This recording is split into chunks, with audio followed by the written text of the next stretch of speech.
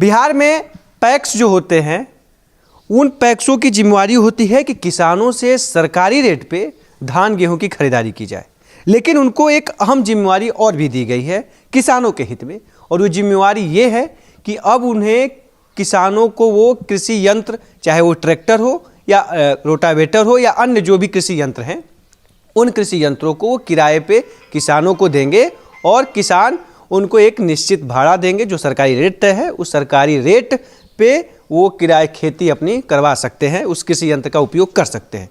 तो कृषि यंत्र का उपयोग किसान कैसे करे, क्या उसकी पूरी प्रक्रिया है, और पैक्स से उस कृषि यंत्र को लेने के लिए क्या कुछ करना होगा, ये तमाम चीज़ों को समझने के लिए हम आए हैं।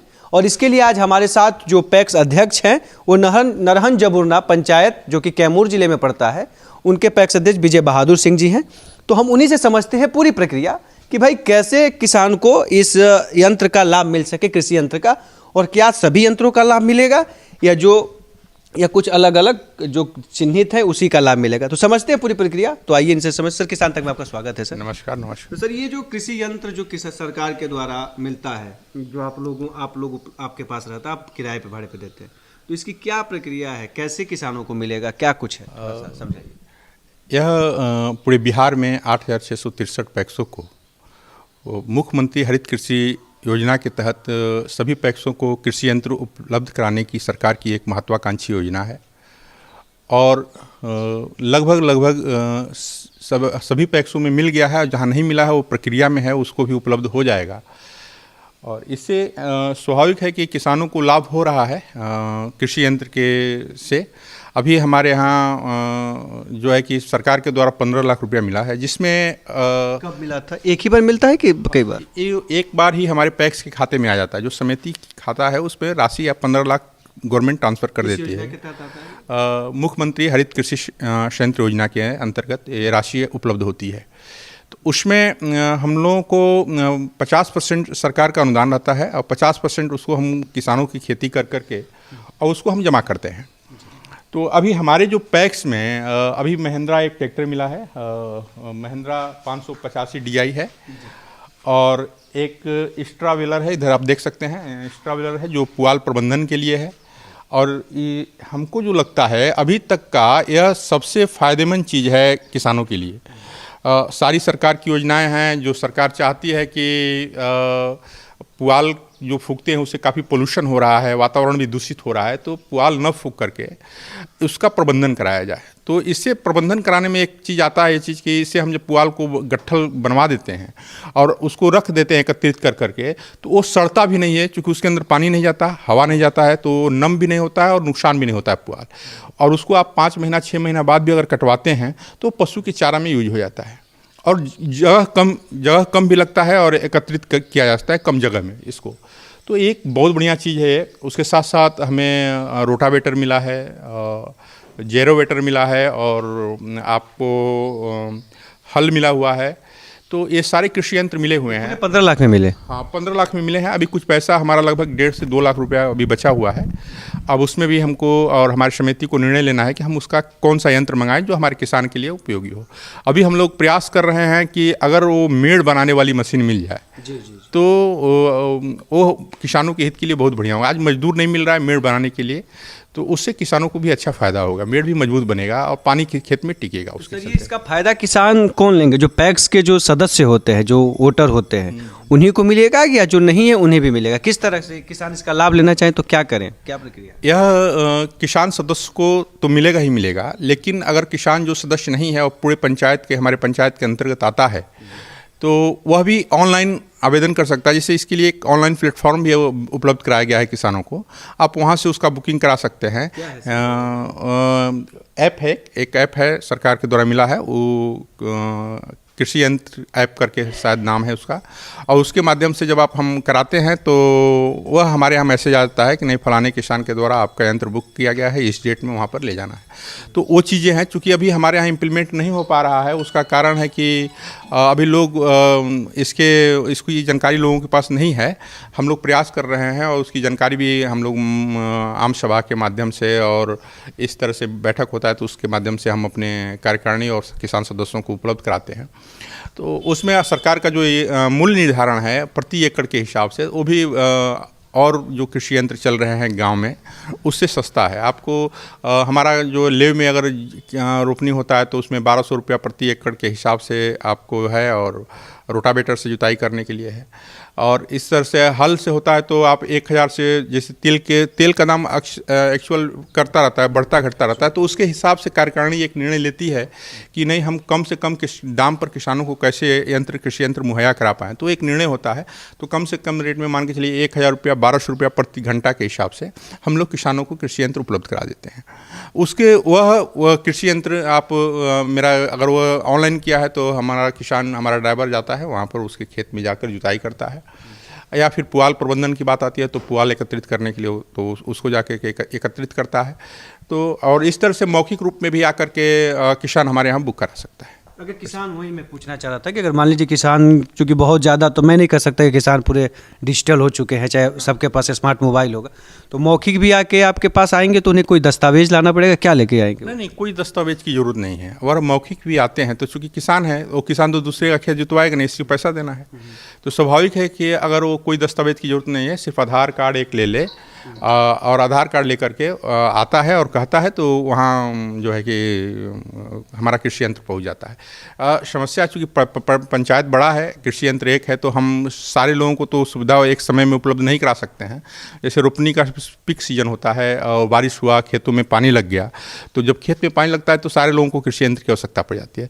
तो उस स्थिति में थोड़ी सी दिक्कत होती है, किसानों को समझाना पड़ता है, लेकिन फिर भी किसानों के कोऑपरेट से और उनके सहयोग से हम जिसको अधिक ज़रूरत है, जिसके पास कृषि यंत्र नहीं है, जो छोटे किसान हैं, सबसे छोटे किसान हैं, जो 1 बीघा 2 बीघा 5 बीघा की खेती करने वाले हैं, हम लोग पहले वरीयता उनको देते हैं ताकि उनको इसका लाभ मिल जाए। हाँ। तो ये जो समान कृषि यंत्र मिले हैं, इसकी क्वालिटी किस तरह की है? अगर सर्विस की बातें होती हैं तो वो किस तरह से उपलब्ध है? सरकार, चूँकि सरकार आपको दी है तो आपको ये अधिकार है बनवाने का कि आपको मिल गया तो आप बनवाइए, या इसके लिए अगर बिगड़ता है, कुछ भी खराब दिक्कतें होगा तो इसका क्या प्रोसेस है?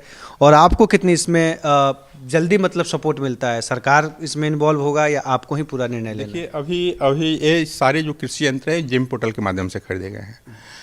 हमें जो मिला है वो महिंद्रा का ट्रैक्टर मिला है, और मैं तो पूरे बिहार के लोगों से आग्रह करूंगा, एज ए पैक्स अध्यक्ष नारायण जबुर्ना और कोऑपरेटिव बैंक दिशासन बबुआ सेंट्रल कोऑपरेटिव बैंक के उपाध्यक्ष होने के नाते, कि महिंद्रा ट्रैक्टर तो नहीं ले। ये पुराना मॉडल है और उसी को मॉडिफाई लोग कर दिया गया है। नई पावर स्टीयरिंग है और तेल भी अधिक खाता है, और इसके साथ जो चीज़ें अदर गाड़ियों में मिल रहा है, जैसे सोनालिका का हुआ, पावर ट्रैक का हुआ, इसका अच्छा रिस्पांस है और कम तेल में अच्छा उपयोगिता भी इसका मिल रहा है। तो महिंद्रा ना छोड़कर कोई और ट्रैक्टर किसान लेता है तो बढ़िया है। चूँकि हम ले लिए हैं, हमने तो इसकी शिकायत माननीय मुख्यमंत्री से और सहकारिता विभाग के मुख्य सचिव से भी किया था कि ये चीज़ें समस्या है। इसमें पावर क्लच नहीं था, डबल क्लच नहीं था, पावर स्टीयरिंग नहीं था, लेकिन कोई सुनवाई नहीं हुआ। रही मेंटेनेंस की बात, तो जो हम खेती करते हैं किसानों से और जो उसके इनकम आता है, उसी इनकम से हम ड्राइवर का पेमेंट करते हैं और उसी इनकम से इसका मरम्मतीकरण और देखरेख का काम किया जाता है। तो ये जो 15 लाख की राशि आपको मिलती है तो एक ही बार मिलती है, या मतलब रहता है कि 4 साल 2 साल पे फिर और मशीनों की ज़रूरत है तो और 15 लाख आपको आवंटित किया जाएगा? अभी तो सरकार एक ही बार 15 लाख रुपया दी है, और आगे जो सरकार का इसमें निर्णय हो, लेकिन जो 15 लाख दी है सरकार, वो एक ही बार हमारे खाते में आ जाता है। लेकिन उस पैसे को हम कैश निकासी नहीं कर सकते हैं। उस पैसे को हम RTGS या नेफ्ट के माध्यम से जिस कंपनी से सामान ले रहे हैं उस कंपनी के खाते में ट्रांसफर करा देते हैं। ये आपको तय करना होता है किस कंपनी का लेना है, कि वो सरकार के द्वारा ही तय है किसी कंपनी? यही दुर्भाग्य है कि जो चीज़, जो ट्रॉली बाज़ार में 1,70,000 में नया टायर ट्यूब लगा के मिल जाता है, वही ट्रॉली हम अगर जेम पोर्टल के माध्यम से, सरकार के माध्यम से लेते हैं तो 2.5 से 3.5 लाख रुपया पड़ता है। अभी हम जो बेलर की बात कर रहे थे, अगर इसका भी मार्केट में अगर देखते हैं तो 1,60,000 के आसपास रेट है, 70,000 के रेट पे मिल जाता है, और वह जो सरकार उपलब्ध कर रही है तो उसका 2,40,000 रुपया लग जाता है। जो हल हमको 20,000 में मिलता है मार्केट में, वो जेम पोर्टल के माध्यम से हम लेते हैं तो वह लगभग 30,000 35,000 का पड़ जाता है। तो ये सारी समस्याएं हैं सरकार की, लेकिन अध्यक्ष मजबूर है, अब करे तो करे क्या? सरकार का प्रेशर है नहीं, आपको कृषि यंत्र लेना ही लेना है। तो अगर लेने के लिए प्रेशर है तो स्वाभाविक है, अध्यक्ष ले लेता है, स्वीकृति दे देता है कि नहीं ठीक है हमारे यहाँ उपलब्ध करा दिया। सब्सिडी भी रहती होगी।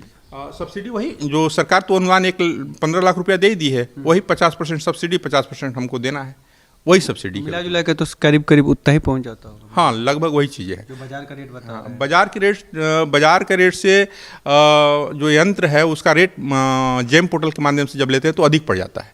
लगभग हर यंत्र में लगभग 50,000 से 20,000 से 50,000 से जैसा जो यंत्र है उसके हिसाब से डिफर पड़ जाता है, एक ट्रैक्टर को छोड़ दिया जाए तो।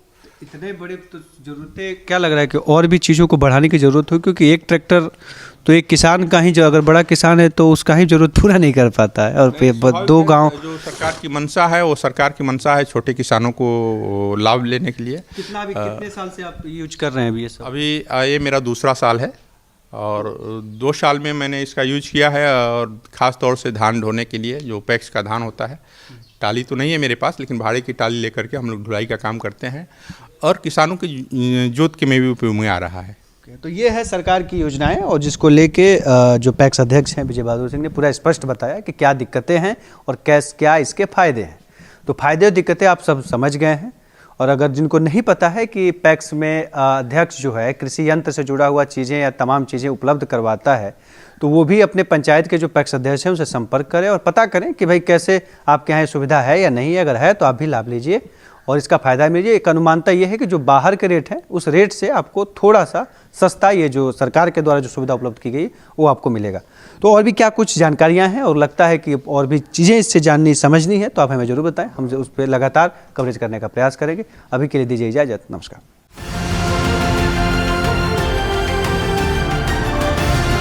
किसान तक, किसान तक, किसान तक, किसान तक, किसान तक, किसान तक, किसान तक, खाना है तो उगाना है, खाना है तो उगाना है, किसान तक, खाना है तो उगाना है, किसान तक, खाना है तो उगाना है।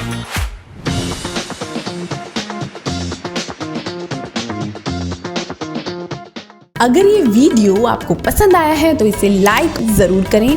अगर चैनल अभी तक सब्सक्राइब नहीं किया है तो कर लें और नोटिफिकेशन पाने के लिए बेल आइकन भी दबा दें।